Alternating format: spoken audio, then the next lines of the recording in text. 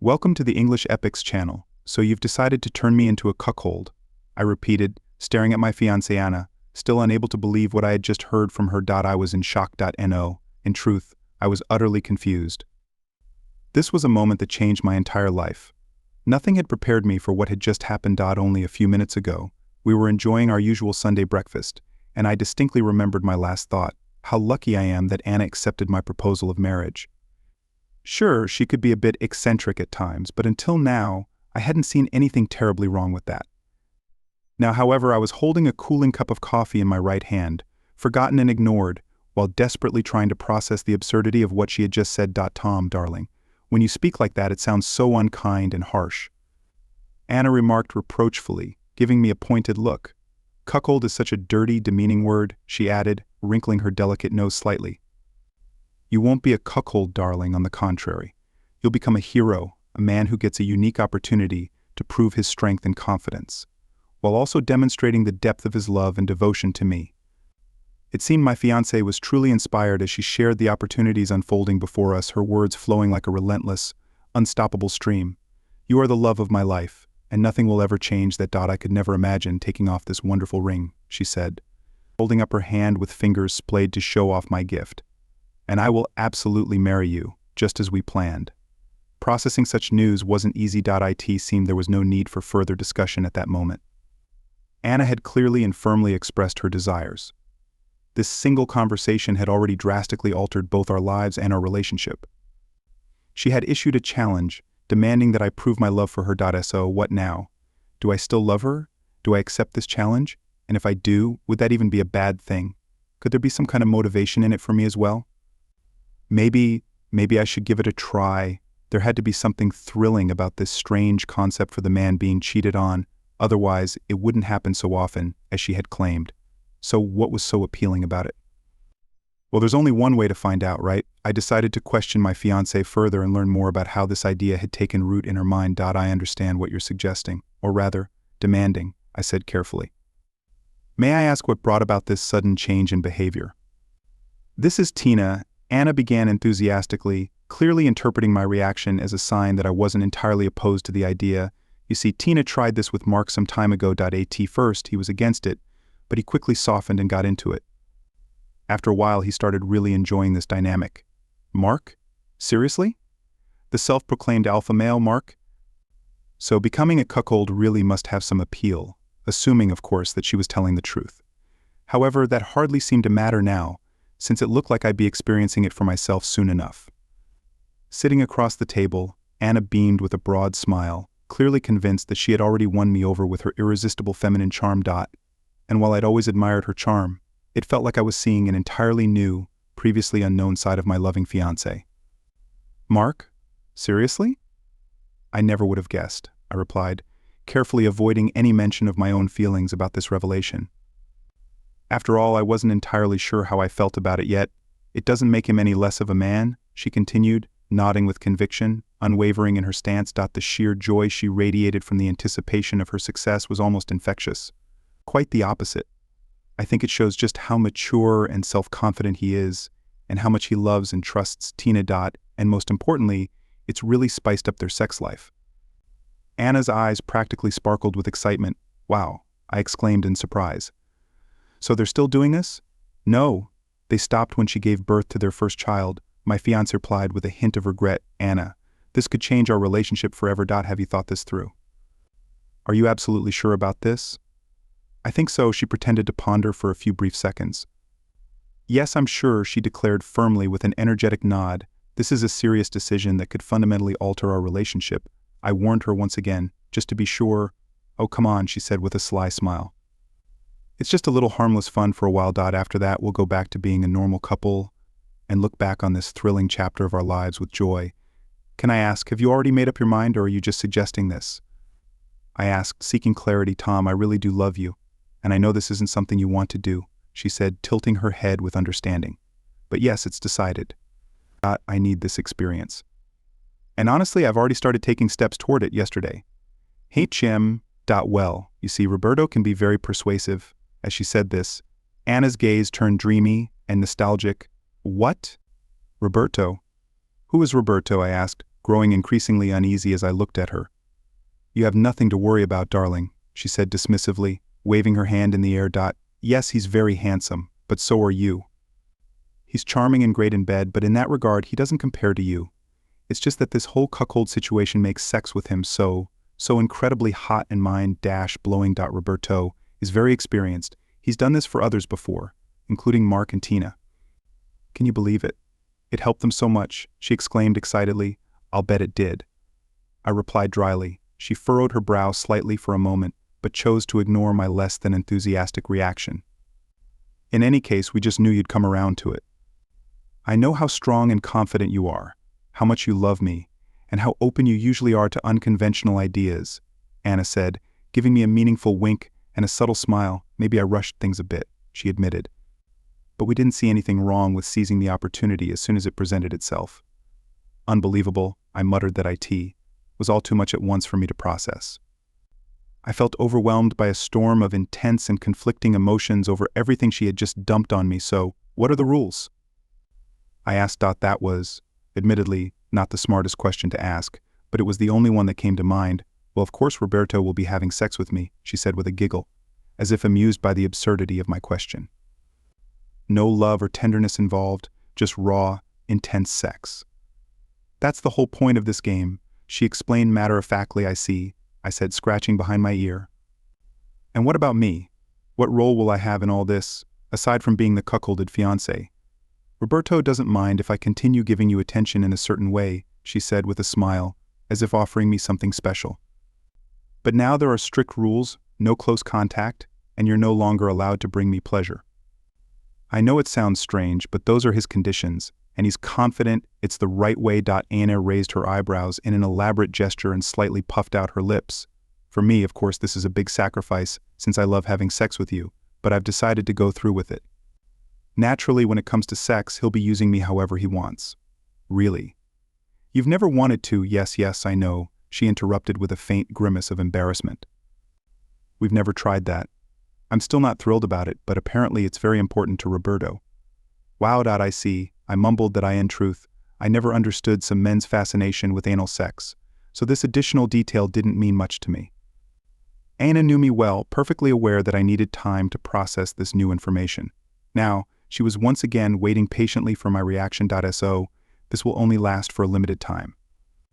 I asked her finally. After a long pause of deliberation, she practically jumped with joy and threw her arms around me, assuming I had agreed to her proposal. "I knew it," she squealed triumphantly. "I knew you'd want to try this. You're simply the best." "Oh, Tom, from now on I'm going to call you Tommy instead of Tom, okay? It's an essential part of the cuckold game." "Well, okay." Truth be told, I'd never liked that name, but hey, it was part of the role, wasn't it? "Can we at least have sex one last time?" I asked my fiancé. "Oh no, Tommy," Anna said, wagging her finger in the air with mock disapproval. "I'm so sorry, but Roberto strictly forbade it. Our game has already begun, and from this moment on you are officially a cuckold.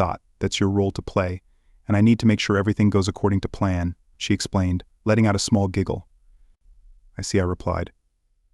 A few hours later, I reluctantly opened the front door to find a man standing there, presumably Roberto. As soon as he walked through the door, he extended his hand to me, a wide grin plastered across his face. I ignored the gesture, simply stepping aside to let him in. He seemed a bit surprised by this, but quickly regained his composure, his smug smile returning almost instantly. Well, at least I felt like I had scored a small point in my favor, no matter how insignificant it might have been. But then I remembered why I was here and the role I was supposed to play in this bizarre quest. Here and now, I wasn't meant to score points or, much less, to win. My duty was to be the cuckold and to lose. I realized this was a far more complex task, one that would take some time for me to adjust it. I thought the whole purpose of this ordeal was to make me feel humiliated and burn with jealousy, and as I watched Anna rush into the hallway to greet Roberto with a deep, passionate kiss, well, that image fulfilled every one of my expectations. God, how it hurt. I felt my eyes begin to water, my emotions locked deep inside, clashing wildly between anger, resentment, humiliation, and most surprisingly, arousal. All of it swirled together inside me with overwhelming intensity. Anna had described Roberto as a handsome and charming man. Well, I couldn't exactly assess his charm right now, but he mostly came across as arrogant. maybe that was the very trait Anna found appealing about him. What truly puzzled me was the appearance of this so-called alpha male. I've always struggled to judge other men's attractiveness, but this stallion struck me as surprisingly ordinary and even unattractive. Come to think of it, he didn't look remotely like a stereotypical Latin American. I wondered if Roberto was just a deliberately made-up pseudonym. This guy looked more like your average Walter or Michael, someone who could easily blend into a crowd without standing out. He was a bit shorter than me, definitely far less muscular, and the rest of his physique was far from resembling the proportions of Apollo. Honestly, I was almost disappointed. I had expected to see a towering, dominant, brutish type of man, not some scrawny accountant with a receding hairline and thinning hair. But hey, this was supposed to be a game, wasn't it? Something that played out exclusively in the minds of those participating. So appearance probably wasn't all that important. What really mattered was the internal dynamic between Anna and me, while this guy was merely a tool in the whole process. I was still absorbing all these new impressions, sensations, and realizations with curiosity. Of course, I wouldn't say I was enjoying the situation, but it was definitely fascinating, and although I was far from being an adrenaline junkie, I felt more alive right now than I had in a long time. Everything unfolding before me was as thrilling as I had anticipated, just not entirely in a positive way. While I was lost in thought, Anna hobbled past me in unfamiliar, obviously newly purchased red Louboutin heels with high stilettos. She held Roberto's hand, leading him toward our bedroom. Until today, I had never seen my fiancé wear anything like that, and honestly, they looked quite awkward on her.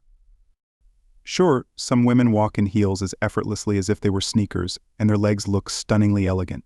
What can I say? Anna was clearly not one of them. As she walked by, I noticed a white tag sticking out from her evidently new black lace underwear, peeking up along her spine. Her unsteady gait, and that tag gave the entire scene a distinctly amateurish vibe. If she intended to embody a femme fatale, a mix of seductress and dominant mistress, she clearly had a long way to go. On her underwear, right across the back, was a small green sticker that read, "QC checked OK. In my opinion." It was a rather fitting description of her backside and, frankly, more appropriate than the cheap-looking lingerie. Earlier in the living room, after greeting Roberto, Anna had shared a brief yet passionate kiss with her accountant lover. Then, without hesitation, she knelt down in front of him. As I stood there watching her actions unfold, a wave of new emotions washed over me. To the humiliation I was already feeling, a faint spark of something else, curiosity perhaps, began to mix with other unidentifiable emotions. After a brief oral session, accompanied by her nasal snorting and exaggerated smacking noises that could have come straight out of a cheap 1970s adult film, they announced they were heading to the bedroom to move on to the main event, and that I was invited to watch. I politely declined. Feeling I had already received more than enough of the cuckold experience for one day. To my surprise, even from the second floor, they managed to amplify their moans, gasps, and cries, apparently aiming to make the scene sound even more dramatic. "Why, yes, more. Keep going, oh, you're amazing," and so on echoed from the bedroom. To my ears, it wasn't exactly enjoyable, but I realized this whole cuckolding thing wasn't just entertainment. They were doing it, at least partially, for my benefit. We were all just playing the roles assigned to us. I was supposed to suffer, and Anna planned to derive her pleasure from that. I sighed and retreated to the guest bedroom, which had now officially become the place where I was expected to spend my lonely nights. A proper space for the household cuckold, as Anna had so aptly described it that I half wondered if I would soon find some humiliating sign affixed to the door, something like "Welcome to Cuckoldland." My fiancé had made it very clear that I was no longer to sully the bed where her alpha lover now reigned supreme. That I asked myself, what have I gotten myself into, and how long can I endure this? While this was an intriguing experience in its own way, and part of my mixed emotions included some arousal, I doubted I could sustain this for very long. In the weeks that followed, the lovers never met at Roberto's place. Every time they arranged their meetings at our house, deliberately having sex in what used to be my bed. I understood perfectly well that meeting elsewhere would eliminate a crucial part of the game, my humiliation. Before heading out with him for their dates in the city, Anna would always dress up extravagantly at home, purposefully parading herself in front of me and showing off. Whenever Roberto arrived to pick her up, she would greet him enthusiastically, making sure I was there to see it. From time to time, my fiancé, with our friends, and openly shared with anyone willing to listen that she now had a lover, and that I had agreed to it. After such outings, she would return home and gleefully recount the experience to me, relishing in her taunting that at the end of the evening, Anna would retire to her bedroom, which had recently ceased to be ours, with great ceremony, her face lit with genuine satisfaction. Whenever they headed upstairs for another round of intimacy, I was invited to watch. Sometimes I stayed for a few minutes, but most of the time I didn't. Over time, the novelty of the cuckold experience began to fade. While I continued to feel complex and conflicting emotions, they no longer carried the same intensity as before. Anna, however, remained affectionate and loving. Several times a day, she offered to perform oral sex on me, but only when Roberto wasn't around. Roberto continued to act somewhat arrogant, but mostly just ignored me. I accepted Anna's suggestions for a while, but as time went on, my interest waned. Surprisingly, Anna didn't seem to notice this change at all. Tommy H.M. I was engrossed in reading a fascinating book, paying little attention to their latest sex show. A few minutes earlier, Roberto had reached his climax, roaring like a water buffalo during mating season, a sound you'd expect to hear on one of those wildlife documentaries. Meanwhile, Anna squealed like a little girl. With each passing day, their behavior grew increasingly bizarre, as though they were trying to keep their game interesting. Roberto had long since claimed her last remaining, virgin opening, so I didn't see many options left for them to raise the stakes or cause me any further pain. Sex with Roberto is incredibly exciting. Anna explained to me a little later. I'm sure you can hear it, my reactions with him are so much more intense than they ever were with you when we used to have sex. Well, you do seem to scream louder, I replied cautiously, steering clear of any comment on the truthfulness of her claim. Exactly, Anna nodded. She seemed very excited now, and it was clear that I was about to learn something new. I expected they had come up with some fresh twist to make their game of humiliation even more thrilling. And I wasn't disappointed. You see, as exhilarating as it is to completely surrender to this dominant man and incredible lover, there's one thing that could make it all even more exciting, Anna began, her face displaying a slightly mysterious and anticipatory expression that I simply looked at her questioningly, politely waiting for the news. He calls it repro sex, she blurted out. Repro what? Retro sex? You mean like how they did it in the old days? To be honest, I thought sex had remained relatively unchanged since the dawn of time, but apparently there's always something new to learn. No, Tommy, not retro, but repro sex, Anna corrected, diving into an explanatory tone. As in reproduction, Roberto says the possibility of pregnancy will greatly enhance the sexual experience for all of us. I can't even describe how excited I am about this. It's such a thrill, she exclaimed enthusiastically, her eyes sparkling as she outlined the prospects ahead. Just imagine, every time I'm with him there's a good chance I'll be able to conceive our first child. I've never felt such strong emotions as I did after I agreed to do this, even though I was still taking precautions at the time. Our first child. I repeated, exactly, Tommy. Yours and mine. Oh, of course, Roberto will be the one to impregnate me, but the child will still be ours, she declared with complete sincerity. I see, I replied in a neutral tone. Of course, our second child can be conceived by you. By then, this whole game will be over, and I'll belong to you again, just as I promised, she added with a broad smile. I see, I repeated, I see. Is that all you have to say? My fiancé seemed a bit disappointed by my reaction. Well, yes, of course. I mean, in truth, I was slightly stunned by this news, unable to quickly find the right words. Well, I'm glad you're finding so much satisfaction in this. I finally managed to piece together a coherent response. Well, of course, Cookie, she said casually, with a self-satisfied smirk. That nickname still stunned my feelings a bit. So, when are you planning to start? I decided to ask. Start? What do you mean? Anna looked at me, puzzled. When are you going to stop taking the pills? Oh, that, she said with a knowing grin. I already stopped. About 3 weeks ago. Wow. So, you might already be pregnant. Anna shook her head doubtfully, but then immediately lit up at the very thought, clearly thrilled by the possibility. It's unlikely, but it could happen very soon. Isn't that exciting? Well, it was an exciting feeling, along with several other emotions. I had to admit, I felt a rush of adrenaline I hadn't experienced in weeks, as the so-called cuckold game had become increasingly dull. So in some twisted way, this new development gave it a certain sense of purpose. This game will end with the arrival of our first child. Just remember that. After that, you'll no longer be a cuckold. Never. Again, Anna declared emphatically, punctuating her words with firm nods. You'll become a proud man again, my man. And I will too. I'll be yours again, only yours. We'll be so happy together. She practically glowed as she painted a rosy picture of our future. I can see how happy this makes you, I agreed, She confirmed this with a euphoric squeal. Just remember, Roberto agreed, that I'll be yours forever again, only once my belly is truly big. Until then, I completely belong to him. Isn't that wonderful? Anna widened her eyes in admiration, clasping her fists to her chest. That I nodded, signaling that I understood, smiled at her, and returned to my book. A few months later, two facts became clear. First, her belly was steadily growing.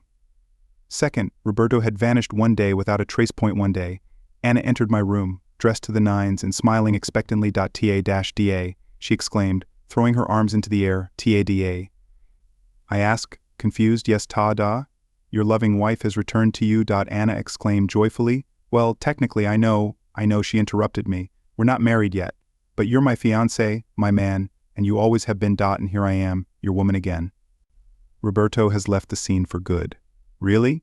Yes, she nodded enthusiastically. And as I promised, I'm yours again. Forever. So your plan worked here, actually. I let my gaze drop below her chest. All right, I know it was silly to even ask, considering the obvious swell of her belly. Pregnant? Yes, she chimed in with satisfaction, lovingly running her hands over her stomach. Isn't it wonderful, darling? We're going to be such proud parents. Anna tried to appear joyful, but to me it didn't seem entirely genuine. In fact, noticing my lack of excitement, she suddenly grew anxious that I looked her straight in the eyes, then slowly let my gaze travel over her face and body. Suddenly it felt as if I were standing before a stranger. A woman stood before me. Did I like her? That was a good question. I didn't know the answer. Did I love her? I remembered that yes, I had loved her once. Now, she was pregnant with another man's child, conceived as the result of a deliberate act of betrayal. She wanted to marry me. She expected to marry me. Had her plan worked? The silent pause stretching between us grew longer. Anna watched me, waiting for my reaction, her face showing a new, unfamiliar, and increasingly worried expression. This was the second turning point in our lives, and we both saw it with crystal clarity. Everything had changed, the clock had reset, and all decisions had to be made anew. She said hesitantly, her voice filled with uncertainty, an unusual tone for a girl who had spent months floating in the clouds of her own fantasies. Her insecurity only underscored the shift in power. Tom, I hope you've never doubted my love for you, she said hurriedly, breaking the silence after failing to get a reaction from me. This was just a brief deviation from the norm, an exciting experience before the start of our family life. Think of it like, well, marrying a single mother. Except in my case. I don't know. Tom, please say something. This puts you in quite a tricky position, doesn't it? I observed. Puts me in what? Why? No, I'm with you now. From this moment on, I'll never even look at another man. I've had my experience. It was a twisted adventure for both of us. But now it's over. From now on, all those cuckold fantasies are behind us, she said, waving her hands for emphasis. Now her words were pouring out in a torrent, too loud and too fast. It's time to get back to living our old life and planning our wedding before my body starts to show too much, she said, pushing her belly forward. We'll meet with our friends often to show them that I'm your woman again, fully devoted only to you, my dear Tom. Ashim, I gave Anna a skeptical look. You're pregnant, unmarried, and have a low-paying job. That sounds like a bit of a problem. Strangely enough, I was eerily calm in that moment. There was no need to fake it. It was exactly how I felt. I had a decision to make, and I wasn't going to rush, fully aware that I held all the cards. Why? What do you mean by saying I'm unmarried? My fiancé snapped. We'll change that very soon. After all, you're the love of my life, just as I am yours. You proposed to me, and I accepted. Yes, my job doesn't pay as well as yours, but we agreed that I become a stay-at-home mom anyway, remember? It seems like you think I'm still planning to marry you. I responded with a question of my own, this time not hiding the irony in my voice. Anna's expression told me she had the same doubts I did, but she was trying to mask them with feigned cheerfulness. What? What are you talking about? She said, shrugging her shoulders nonchalantly. Of course you'll marry me, silly. With those words, she sweetly smiled and reached out her arms, moving toward me, clearly intending to kiss, hug, or something along those lines. Raising my hand, I quickly stopped her advance. And why exactly should I do that? I'm not saying I won't, but this isn't a simple decision. I'm weighing all the pros and cons. I informed her I once proposed to you, but since then, you've gained a lot of experience, both emotional and physical, and you've picked up some extra baggage too, I said, motioning toward her protruding belly. A clear sense of fear began to appear on Anna's once cheerful face as the harsh reality of her situation started to sink in. At this moment, it was absolutely critical for her to convince me to continue living according to her plans, but for that, she'd need to come up with some compelling reasons. And fast. Alas, it seemed Anna didn't have a plan B. If I refused to marry her, she'd be left with nothing. We both understood the reckless gamble she had taken by getting pregnant with some idiot's child when I was the one who was supposed to take care of her.